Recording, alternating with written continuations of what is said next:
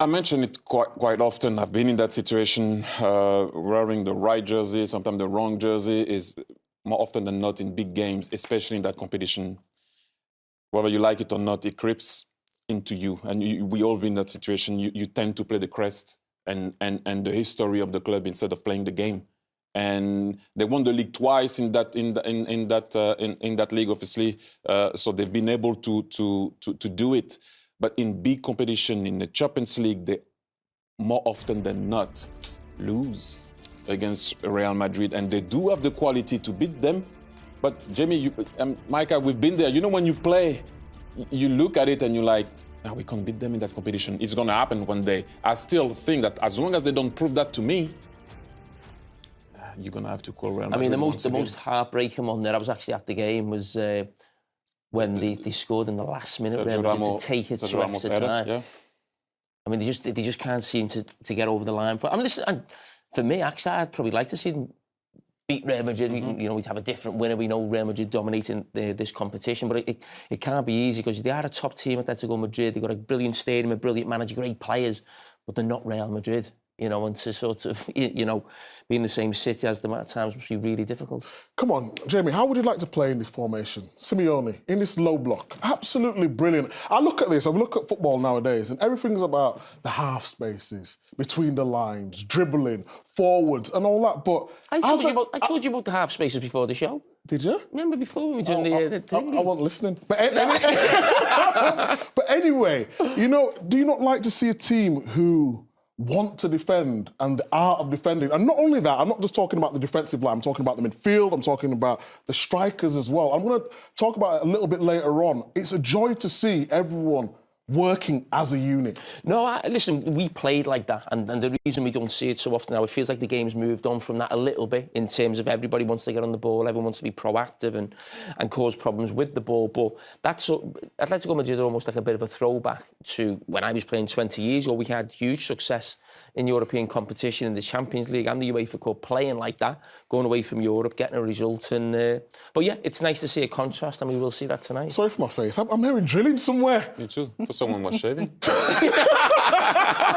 has that thrown you so much? I didn't know what it was. I thought big building. Somebody talk to us about kind of this game for Atletico in the context of their week, because obviously very close title race in La Liga in Spain. You've got Barcelona and Real who are level on points at the top. Then you've got Atleti who are 1 point behind. They play Barcelona at home at the Metropolitano this weekend. Does that make this an even tougher game, a bigger game? Does it affect how Simeone approaches this game in any which way?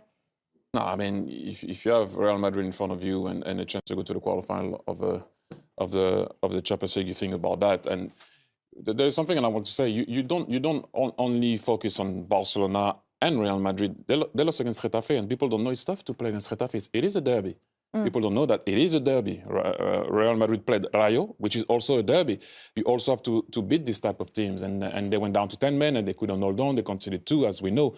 But this is what you have to deal with step by step. And if you look at the Spanish league, more often than not, we had a different leader in different weeks. Sometimes Barca at one point was third, and then they went back to be first, and then Real Madrid at one point came back, and when Real Madrid was far at one point, Barca was well ahead. So it is a tough one, not an easy one, but obviously you're gonna have in the back of your mind that you have a big game at the weekend, but you have a chance to do something that has never been done before, or for you to knock them out in the Champions League. If he did touch it twice, that's the rule. So what was his reaction? Christina Uncle, our FIFA expert, FIFA rules expert, is with us. Christina, what would have been the process here for VAR?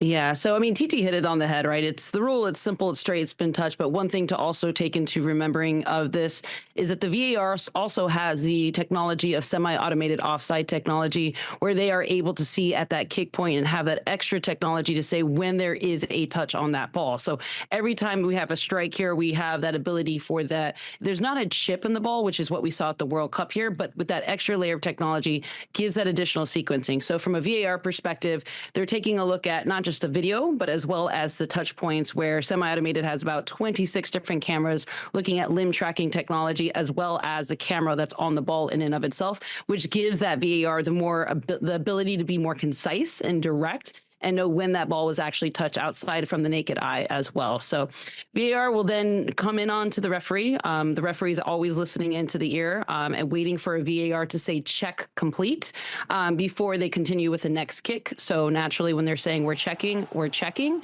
the referee holds play on this. So at this point, VAR is not only looking at the video, but is also looking to see that sequencing with the semi-automated offside technology to give that confirmation whether it's not. Now, what I would like to have seen, and maybe the referee did, but from the angles that we looked at, is the referee be a little bit more demonstrative in indicating the VAR signal with the TV signal to really kind of help sell and explain the decision on the field so there wasn't as much confusion from a viewer perspective. But the rule is the rule, the law is the law, and with the technology and how precise football has asked it to be and has invested millions of dollars in it, that's the difference, and that's what you get today.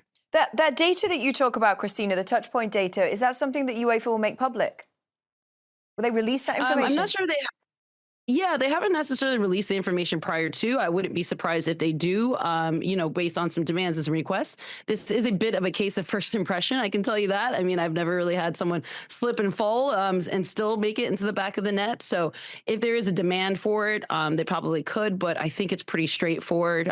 That would just be something of unique and would be up to UEFA competitions to determine whether that is something they would want to allow, because it could be a little bit of a slippery slope in the sense that if there's a future decision that's being objected, whether or not they want to set that type of a case precedence in releasing that type of information.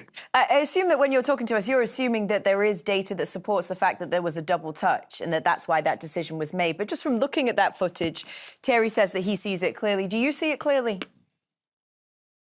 I wouldn't say that it would be necessarily, I mean, it's enough for me, but it's still not where, if we're putting this on a quick social media clip, if you're getting that distributed, people are going to take a quick look and say, I didn't see a material or significant touch. There's a little bit is about right there, but when you kind of zoom in on it from the angles that we have, as opposed to the angles that the referee team has with a lot more different types of angles and the ability to zoom in at a higher resolution, there could be some doubt put into play based on the resolution of the camera and the depth of it. So that's where I would say that, from our perspective, from the VAR perspective and what they have that more precise information. But you got to understand the fans love to always have something kind of controversial. So that's probably why it needs to be sold a little bit more with the data. Anybody have any questions for Christina?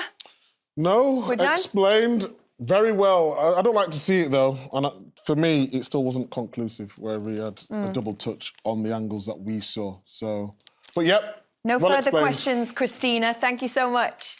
Good to see you. All right. Thanks, team. Have a great one. Cheers.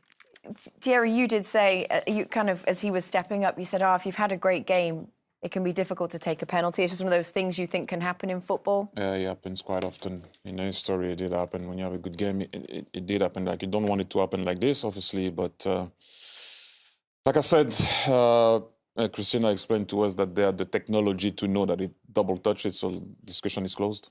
It'd be nice for us to see that, though, wouldn't it? But that's a different ball game. This is what I said, that we have a lot to take from rugby because it would have been explained. It takes 10 seconds. I got the information from double touch. This is why the penalty was disallowed. Let's move on. Can you comment on the next one? I don't know rugby. So what do they do? They always explain, and so that on a microphone to the ground. To the ground, and so when I was playing, what used to annoy me is you never get an explanation from the referee. It looks like you can't talk to them. In rugby, they don't go and try to speak to the referee because they know they're going to have an explanation. Not only them, but the stadium. If you don't get an explanation, it's when you speak to your kid and you say, go to sleep, you don't give an explanation of why they have to go to sleep, your kid won't take it. You need to explain sometimes you say, because mommy says so. No, that doesn't work anymore. That doesn't work anymore. No? Trust me. No, you have to elaborate. So how do you get to bed? No, let's go back to the real talk. that's how we're laughing, but we have a lot to take from rugby. A lot, and people always talk about respect and everything, but if I know I get an explanation, I listen. If you're not going to explain it to me, I'll try to find out. Unlucky Alvarez, he scored, but the ball touched another feet, so what we can say about that? It's difficult to say something because we didn't have luck. I think that's the best explanation. Has Julián said anything to you? We're trying to look at it. It doesn't seem conclusive, but it seems like he did touch the ball twice. I don't know. I didn't see. Julián didn't say nothing, but I saw the reaction of the referee, so I imagine it happened. But I really hope that it happened if it was like that. If it's not, then it's a disaster, but I believe them.